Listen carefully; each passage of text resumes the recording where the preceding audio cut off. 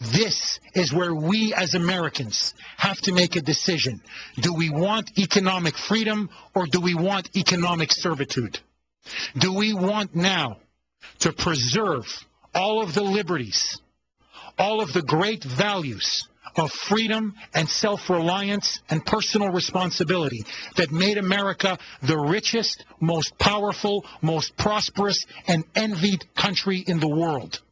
Or do we want to go down the fail road of stagnation and economic sclerosis and eventually big government statism? In other words, welfare dependency. Do we want to become a nation of welfare bums? Or do we want to stay a country of genuine entrepreneurs and free men and women? This is now the mother of all questions before us. And now in town hall after town hall, American citizens are rising up. Just recently, that turncoat, Democratic Senator Arlen Specter, held a town hall in Pennsylvania. And to his horror, the citizens weren't happy. They weren't buying it. Boys, let's roll the clip. When you have a bill, and we have a lot of them, that are 1,000 pages, it's made by black staff, and we divide up the bill. We have to make judgments very fast. We give it out.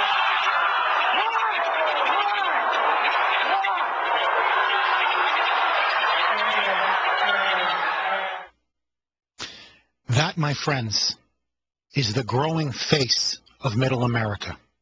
That, my friends, is the voice of you, ordinary Americans, people like you and me, who are saying enough is enough. And what Barack Hussein Obama has now underestimated is he believes this country was ready for socialism. And so he nationalized the banks. He nationalized the car industry. He nationalized the financial sector. He passed a nearly $1 trillion stimulus package. He then rammed the biggest, most expensive budget in the history of the United States. Nearly $2 trillion in debt this year alone. Deficits as far as the eye can see. He has now passed cap and trade, or tax and kill, legislation in the House. And now he was thinking the crown jewel, nationalized health care, was there right in his grasp. And to his horror, the American people are now rising up in town hall after town hall, state after state. And they are now saying, no, we will not go quietly into the good night. No, we will not abandon our forefathers. No, we will not sell away our economic freedom. We will not just give it away for the fake promise of economic and social security. We are free men and women here. And this began in 1776, and it continued at Gettysburg, and it continued on the beaches of Normandy. And every generation, conservatives and Americans have risen up to defend freedom and liberty. And this is now the seminal challenge of our time. And I believe that nationalized health care will break the Obama presidency, and it will break democratic rule in Washington. There is now a conservative backlash. Conservatives are now digging in their heels, and they are now taking most of the country with them.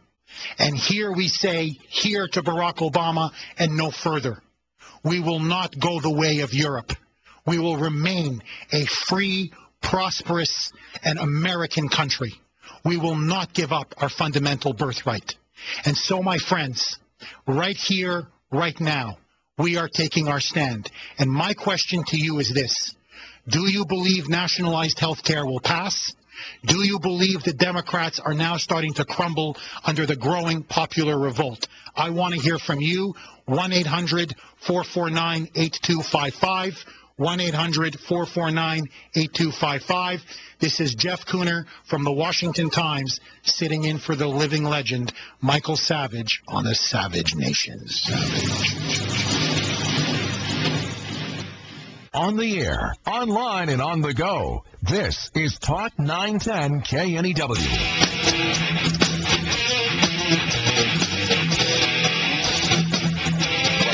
We're going to be able to eliminate employer coverage immediately. There's going to be potentially some transition process. I can envision a decade out or 15 years out or 20 years out. That was Barack Obama on the campaign trail, and there he was finally having a moment of honesty. What they want and what he wants is a single-payer system, meaning a government monopoly over health care. And they can't do it right away, but they'll do it over 5, 10, 15 years. This is the march towards socialism, and they are almost there. And so the question I have for all of you out there and the listeners in the Savage Nation is, have you had enough?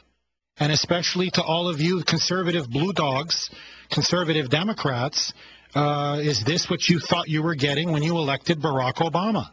Because remember, when he ran against John McCain, he ran as a moderate. He ran as a supposed centrist. Now, many of us conservatives, Michael Savage included, we knew he was a neo-Marxist. We had read his writings, we had seen his record, we had studied his speeches, and we knew he was a fraud and a con man. And the minute he got into power, he would try to implement and ram down our throats a socialist revolution. But frankly, to all of you conservative Democrats, are you disappointed in him? Because I have to tell you, he is now, for the first time, losing support in the Senate and in the House. There is now blood in the water. His poll numbers are dropping. There is now a growing backlash against his nationalized health care plan. The more people read about it, the more they read about rationing, the more they read about bad care, the more they read about inability to have access for certain procedures or access to doctors, the more they see how prevalent euthanasia is in countries with government-run health care, the less people like it. And his support now, for the first time, is starting to ebb. And as I said before, and I will say it again, I believe nationalized health care will break Obama's presidency. This is the weapon that conservatives can use to defeat the Democrats and return to power. I want to hear from you. Is nationalized health care going to pass? Do you think it's a good idea? 1-800-449-8255. 1-800-449-8255. This is Jeff Kuhner from the Washington Times, sitting in for the living legend, Michael Savage, on the Savage Nation.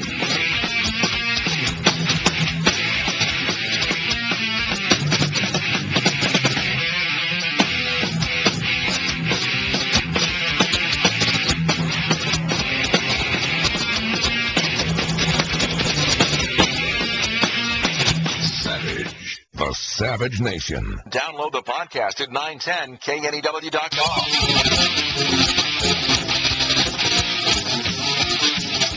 This is Jeff Kuhner from the Washington Times, sitting in for Michael Savage on the Savage Nation. 1-800-449-8255 is the number. Are we heading towards socialism? Is Barack Obama going to succeed and pass nationalized health care? I want to hear from you. Let's get to the phones. Bob from Missouri, welcome to the Savage Nation, Bob.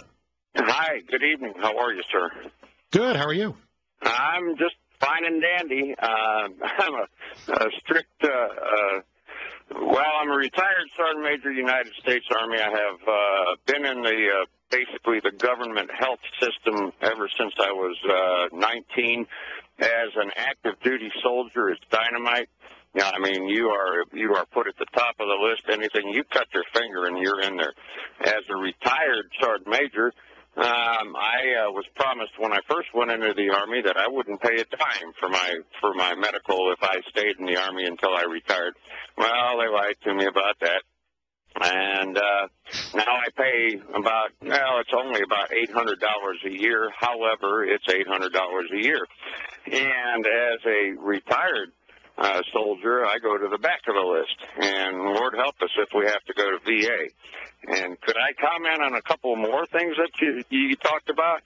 Well, Bob, just let me just address your first point, because that's essential. That's government-run health care. They put you to the back of the line. They lie to you. They make false promises. And, Bob, I'll be very honest with you. It makes my blood boil when I hear your story, because here you are. You have given your service to your country. You have risked your life for this country. They promised they would take care of you. And look at you. They throw you to the back of the line. And, to me, it is utterly disgusting.